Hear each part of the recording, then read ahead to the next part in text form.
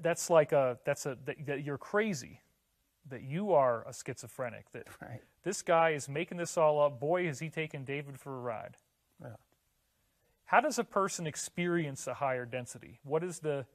How do they know they're not crazy, that they're not schizophrenic, that there's something happening here that's real for them? Or how was it for you? How did you become convinced that there's something more to our reality? Well, there's something called like testing the spirits, as you may call it. In the beginning, they came to me in dreams, as they first do. So not to freak you out, but the experiences when they first started physically appearing with me, I wanted to make sure that it was a physical experience.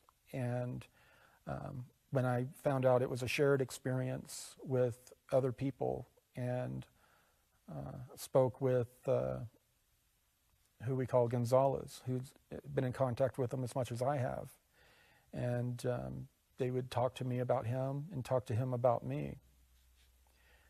It was definitely a real experience when they're talking with members of the Secret Space Program Alliance, and they come and pick me up in a physical craft and take me up to a physical location, and I'm having conversations with real physical people. So it's not like I don't channel. Not that there's anything wrong with channeling, but I'm not getting this information from an unseen, unheard force that could be, some of the security intelligence agencies have this, which I've seen used, Mind of God technology, where they can send in voices in people's heads, download information into people's heads. Even some people that are channeling are actually getting contact from this voice of God technology. So I'm not saying all people that channel, but some.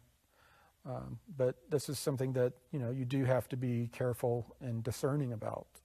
And I always encourage people that are listening to the information that I give to use their own discernment. It's either going to resonate with them or it's not. Either spiritually it's going to resonate, or it's not going to feel right. And if somebody wants to make today a special day in their life, a day that will always be remembered from now on, what could they do to make today that special day that they'll always remember? Make a little extra time today. Sit, find a quiet area. And even if you don't know how to meditate, meditating is just almost a form of even daydreaming.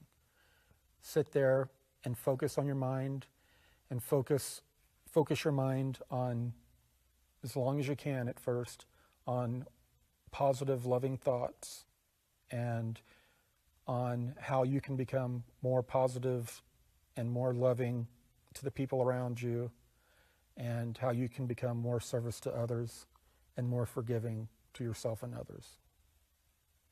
And what will that do? It will change the world one person at a time. Well, that's great. Being yourself.